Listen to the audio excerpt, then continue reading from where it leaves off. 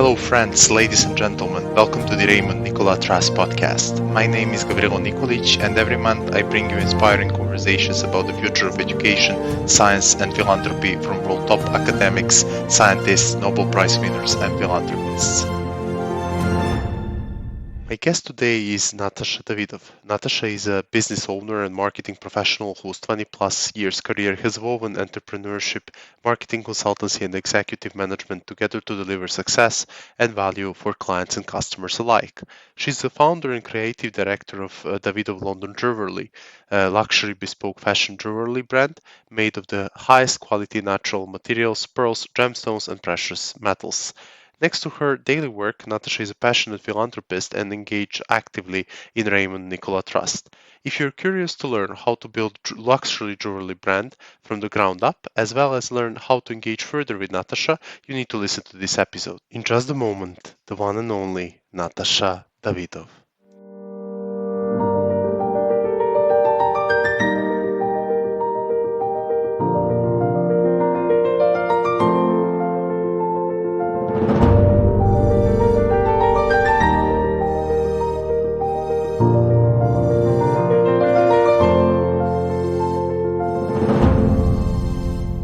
Natasha, welcome to the RNT podcast. Hi, glad to meet you here.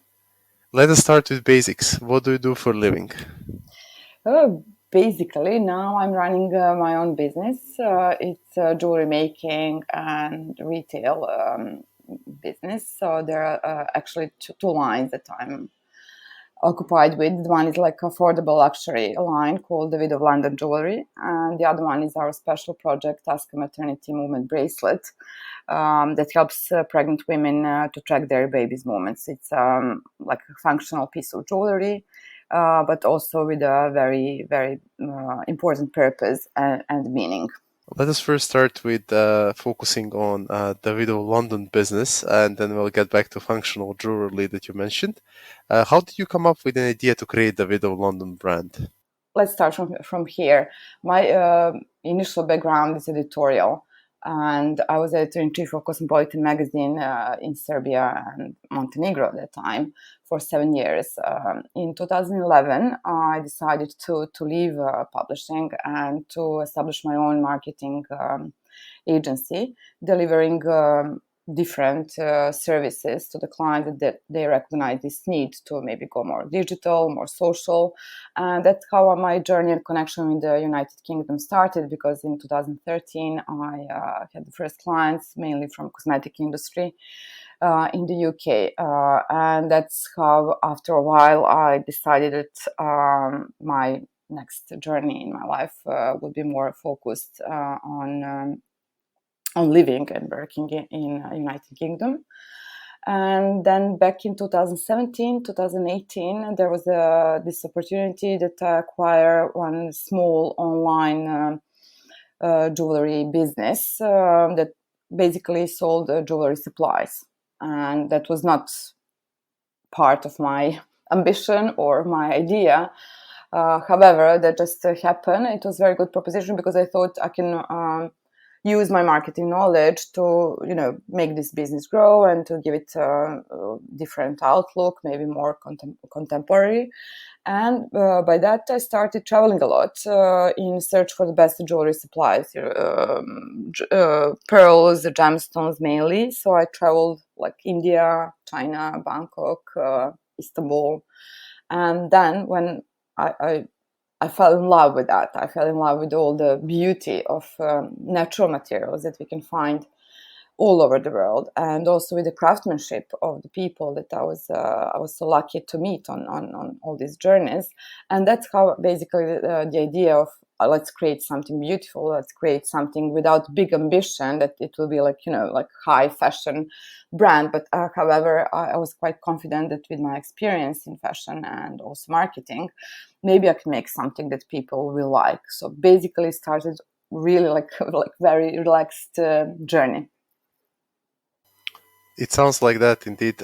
You mentioned the sourcing of precious materials, like call them like that, from countries like China and India. How complicated it is today, or maybe not today in general, to source precious materials and precious metals from countries like China, India, or how diverse, let's put it that way, how diversified is the supply chain for precious materials? There are big difference between, for example, these two markets. They are really like very big markets, and they're like leaders. I visited some of the factories, for example, in India.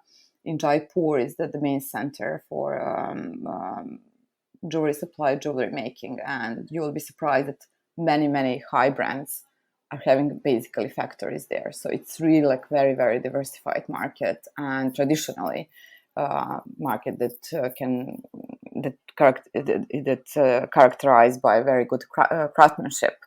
So it is not difficult. I mean, everything is difficult, however, but it is not so difficult to source that. It is not so difficult to find that. What was challenging for me in India is to find trustworthy partners, because that is important.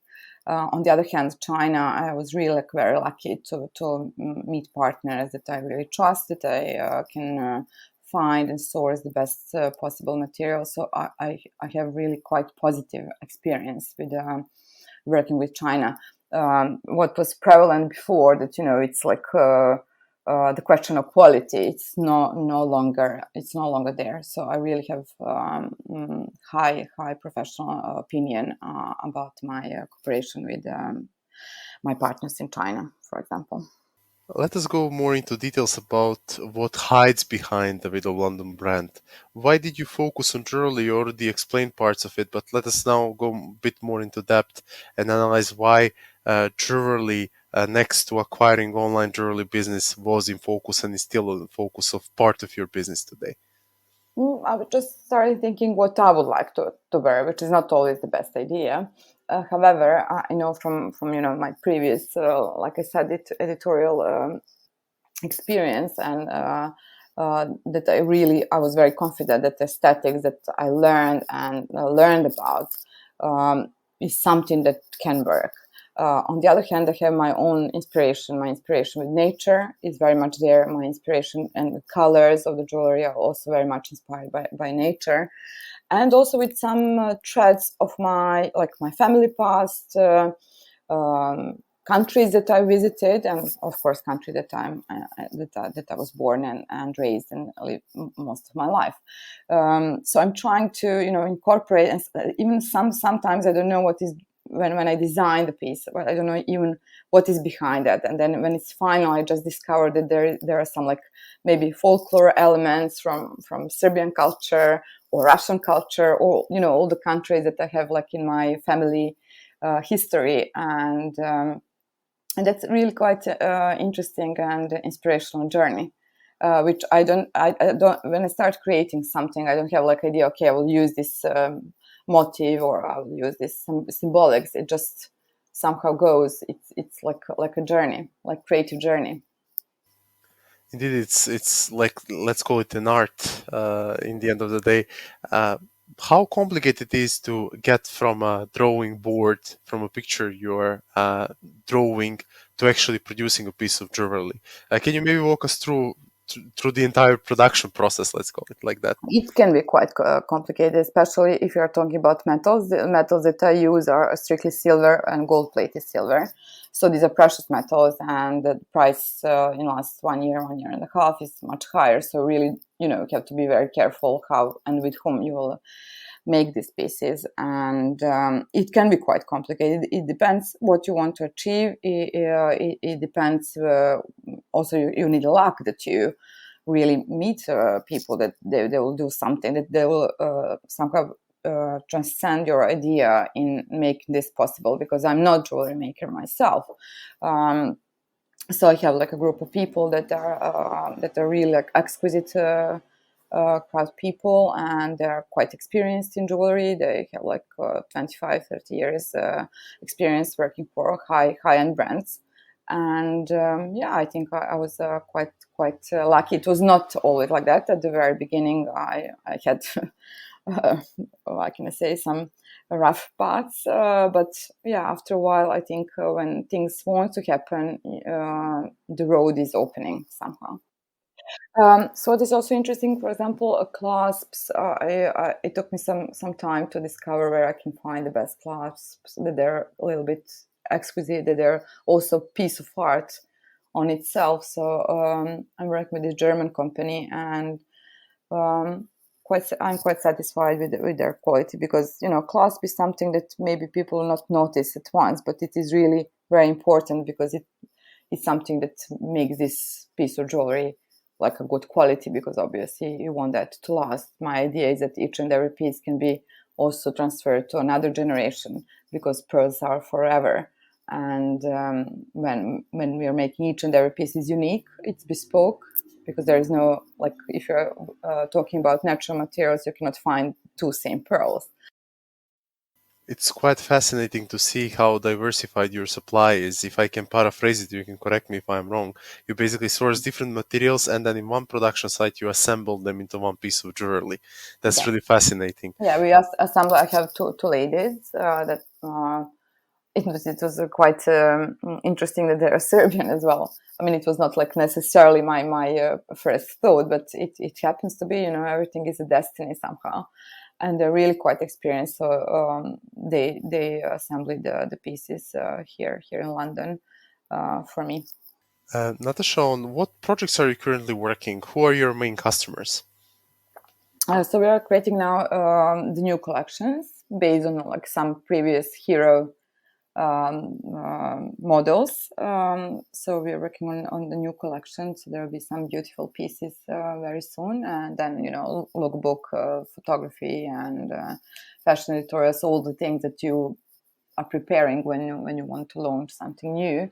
That is in regards to the luxury, and I'm quite busy in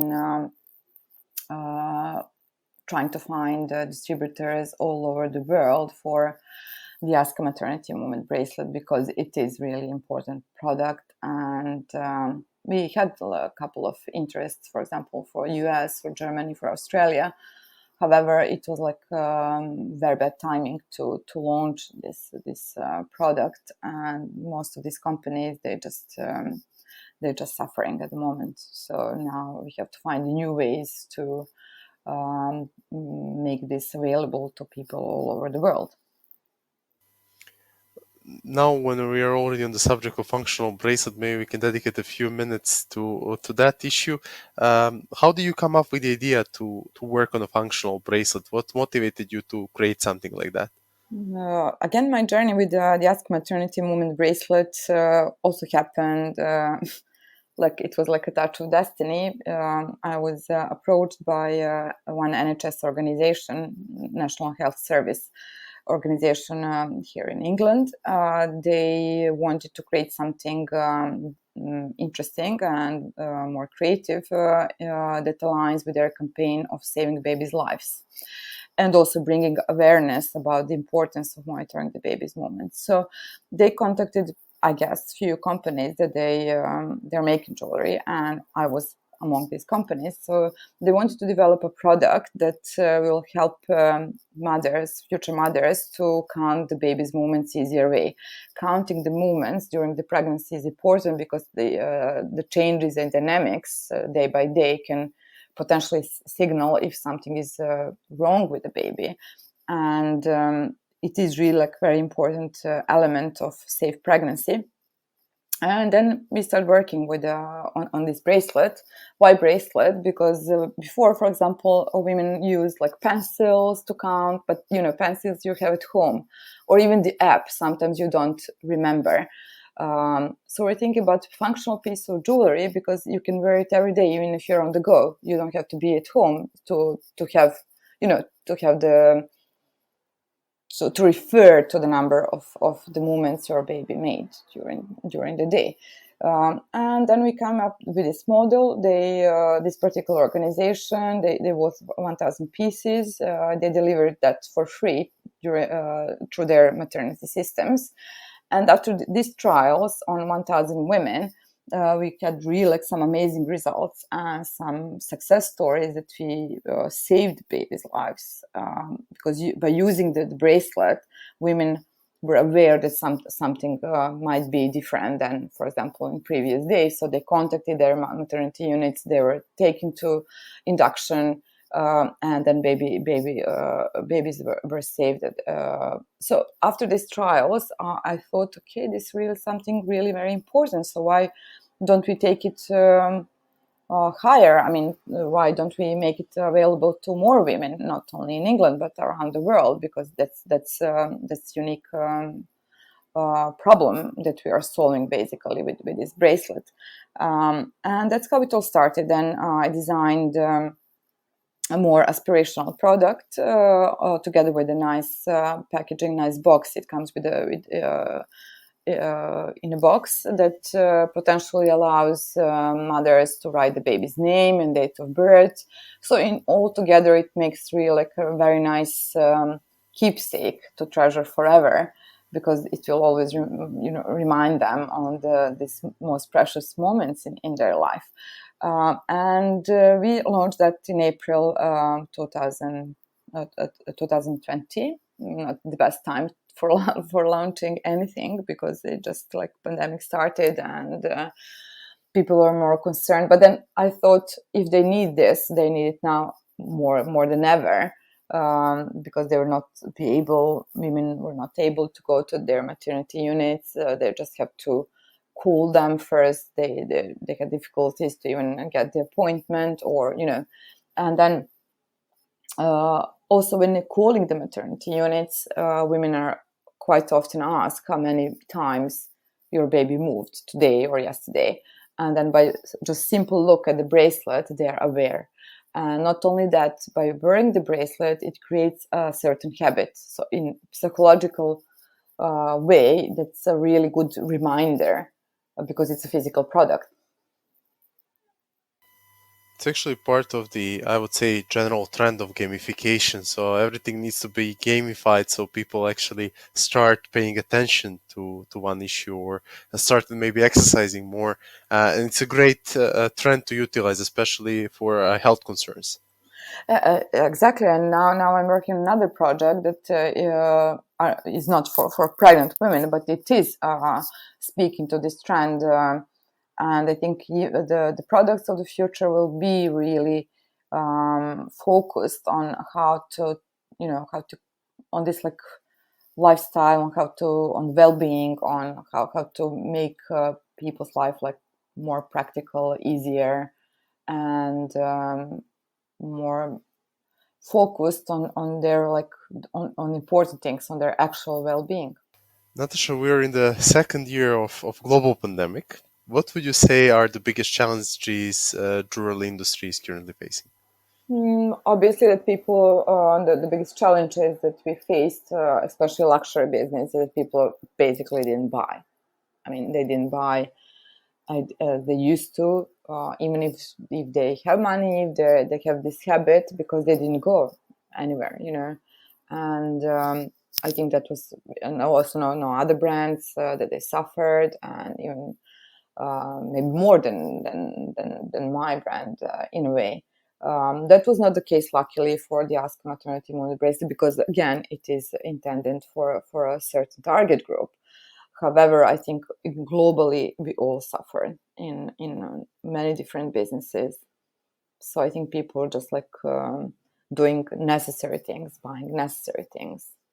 But now it's picking up. I think it's so now it's really like more optimistic, and we see like significant changes. And also I think that many small businesses in particular had to find new ways to reach their customers, had to maybe downsize the prices, just to make this like more available, more appealing to people. So these are all challenges, but again, if you make it through this year, then I think it can only be more positive. So anyhow, I'm always like prone to look at things on more positive side, and also to see these challenges like maybe opportunity to improve your business, or maybe your marketing presentation, or to find new ways to transform maybe your business, to find a new product that will maybe speak more to the needs of people. So this is not necessarily bad thing, because the whole world is now in transformation. So we also have to adapt and adjust what we're doing. I think that's the key word: to adjust, to optimize, and to look back and see how you could optimize your internal processes at the business you own, or even at the personal level. Just speaking about the trends that are picking up, I'm a lay person when it comes to jewelry. I think the only time when I went to jewelry store was to pick up the ring for my wife when I proposed to her. So I'm not that familiar with any global trends. But for me, when you mention jewelry, the first association is going to the jewelry store to actually get an advice and to buy the product. Did you see any, let's say, picking up in online trends, in people buying jewelry more online, or it's something that you personally, your business did not experience that much? Yeah. As I said, recently we faced like bigger volume in online sales. However, we have a few shops that we're cooperating with, so we have like physical shops that we have the products in, and I still think it is really important, because especially with this type of jewelry, they have to really see it on themselves, to be in love with this kind of pieces. They really have to try it. So I think combination with online and offline retail is the best possible solution for luxury jewelry. And as I said, like a brand, we don't have this ambition to be like how can I say, trendsetters, or to align with the overall trends. What my ambition is to create something beautiful, something that is timeless. So if you want to be timeless, if you want your piece to be timeless, you have to first look at the quality and the materials that you're working with. You have to be aware that these materials will always be something that women will want to have. And somehow you have to balance that with overall trends. And then, speaking about trends, we have different trends for different target groups. So younger people, obviously, they like something more minimalistic. It's totally different aesthetics. And then we have difference between different cultures, between different countries. We have some customers in the United States, their overall aesthetic is different than ladies in England. So, you have to balance that, but you have to stay true to yourself. And then after a while, they'll just, I think they'll come and they will recognize what you're doing, and you will always find your niche target, at least. Indeed, that's really important. I think that the biggest risk brands are facing, especially in the industry like jewelry industry, is to deliver on promises to customers, and then that means to basically have a trustworthy brand. And you need to pay special attention to keeping that brand, let's say, future-proof and protected from any negative PR, or otherwise you could, let's say, face the fact that you might not have a chance to sell to everyone, or at least not to the target group you wanted to sell your product to. Yeah, exactly. I think the quality and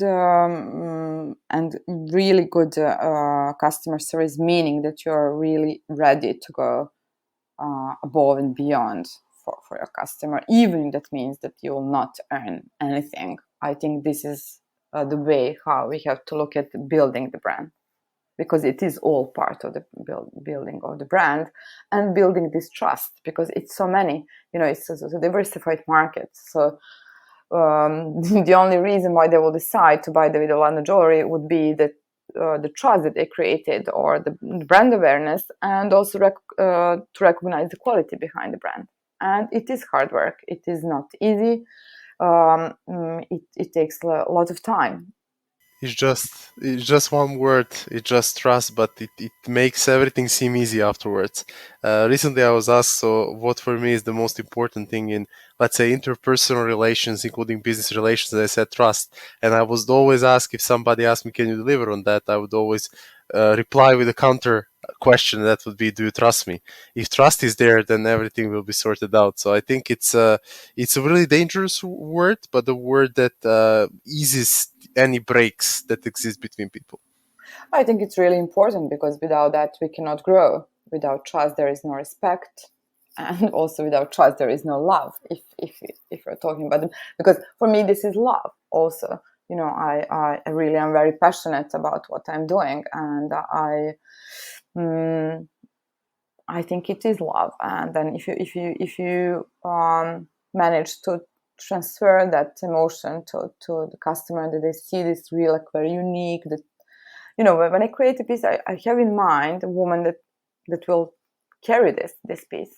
So it's like, the whole process is creation. You even create your own target in a way. And then you just wait whether they will recognize that, whether that be that woman or not. So it's interesting. It's interesting dynamics. Indeed, people actually do not only buy product because they think it will fit them, but because of the energy you put in that work and the love they feel you put for your products and the way you work. Yeah, I think also the unique is a really important word, because we live in the world where there are so many unification, and with everything, that the way how we live life, somehow we are forced to unify, and then to be unique, to be really authentic, and to build your own style, to be very authentic, and also to have courage to show that. I think this is the brands that they recognize this. I think they have the future, because I think that will be the trend. The trend will be basically to bring this authenticity in your style. Couldn't agree more. Next to being a passionate designer, Natasha, you're also a passionate philanthropist. Why do you think philanthropy is important? Let us start from basics again. So what I like to say is that, for me, and I said it many times before, the way of giving is the way how to live more meaningful life. And it's not only about my philanthropic work; it's also about my philosophy in life. Um, and somehow, in during my career, I was in this position to being able to support certain issues or certain target groups. And for me, that was like something that I really always wanted to do. And for me, it comes really naturally, as I said, in my professional life and also in my personal life. Um, Yes, yeah, I'm quite passionate about helping people that are in need. The only thing that I'm trying is to stay modest, because I think the most important thing, about giving is that, and the higher value of the giving is that basically you don't promote yourself. That this act of giving doesn't become actually the vehicle for your own gratification or your own self-promotion. I think the highest level of giving is that when you give and nobody knows that you really did that. Yes, indeed. I think that's the key. It's not about making PR of donation, but doing it for yourself and for a higher purpose. Yeah, I think it is really important, because it's not about what we speak, what we post on social media. It's about what we are really doing. And even philanthropic work, it also takes devotion and focus. And also you have to all the time examine yourself if that what you are doing is really the right thing, because there are many avenues that maybe people can do wrong, or as you said, trust is not easy to have. Exactly. So many people do not donate or are not a fan of philanthropic work because they say like, yeah, we don't see where money is going and they are not that trustworthy. But actually, the purpose of giving is not only to give to get something in return, but to learn the art of giving. Because we have lost that over the last 30, 40, 50 years. And it's important that we as a civilization get back to that, let's say, step of our human advancement, that we realize how important it is to give without getting something in return, apart from obviously a feeling of being positive, being good, and being, let's say, overall a more, well, let's say, feeling of bliss, to put it in the best possible way.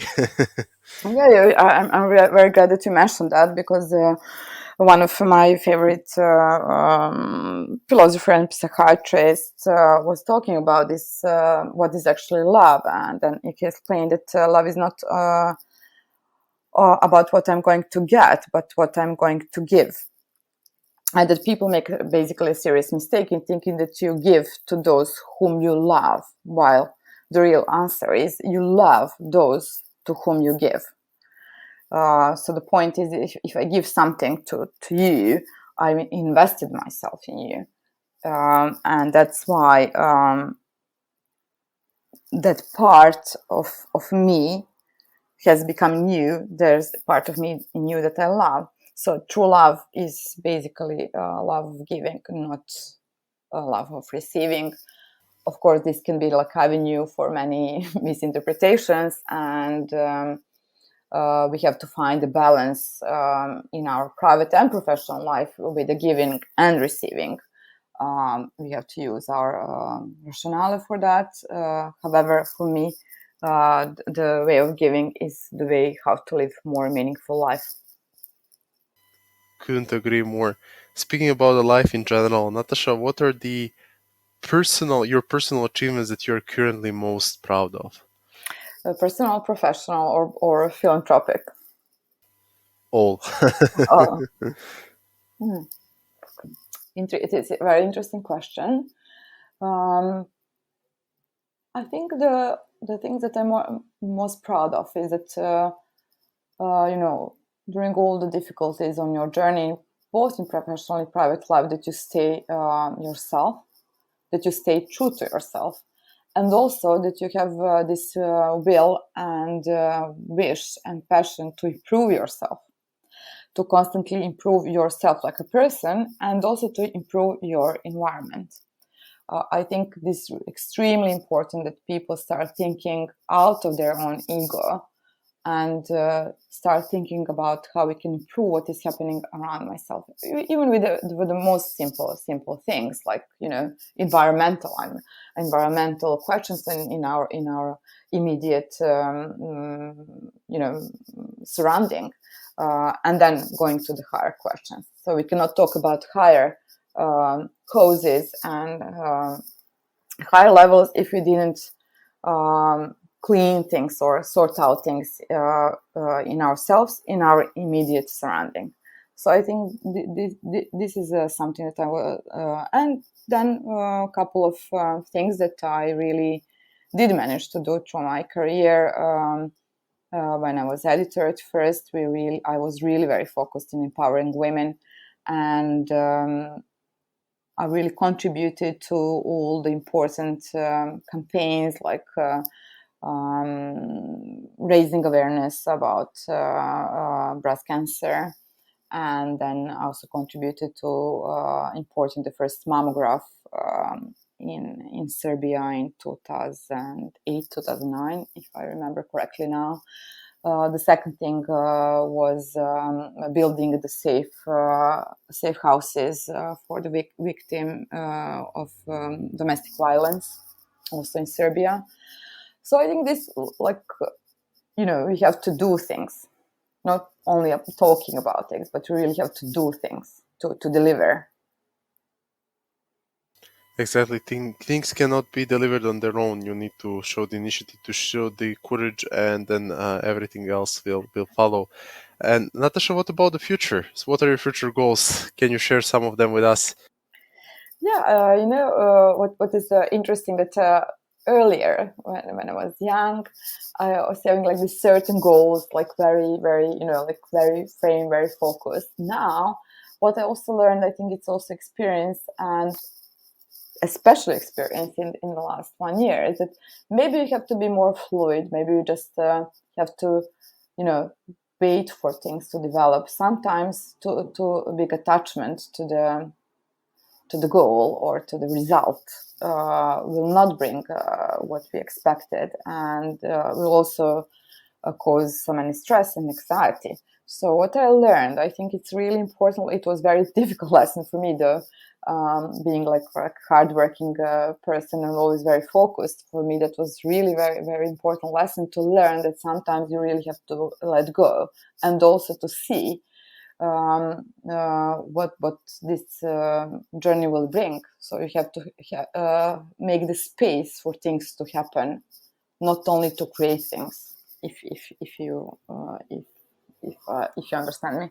So I think, of course, that I will continue with everything that I already started, and I'm quite ambitious. That will be even more meaningful jewelry pieces that will make people's life better. So that will be my overall ambition. But if you ask me if that there is certain plan, like in terms of time or years, no, I'm not doing that anymore. And I would advise that people maybe be more relaxed about, and also you have to examine what you really need in life. I think this year and this pandemic, one important result is that we really have to re-examine what is really important in life. Couldn't agree more with you. If we did not have time to reflect over the last 13 months, I guess we will never have again that amount of time to reflect on ourselves. It was a golden age in sense of self-reflection, self-development. And just getting back to what you said, so it's, I think, the most precious gift that anyone can get is that feeling of letting go. When you see that you cannot change the things and you just simply let them go, it's really difficult. It's stressful to acknowledge that on one hand, but on the other hand, it's really relieving, and you really feel, I would say, a bliss after experiencing such a condition. Yeah, exactly. It's a totally new journey, and then things are even open up, because sometimes we want things that maybe are not good for us. Sometimes we do that, and then we or maybe it's not the right time. There's also that point. While maybe we are then losing time for something else good to happen, or something else that is very good for our journey. So that it was not, as I said, it was not easy lesson for me. It's very difficult to unlearn our habits and our thinking processes.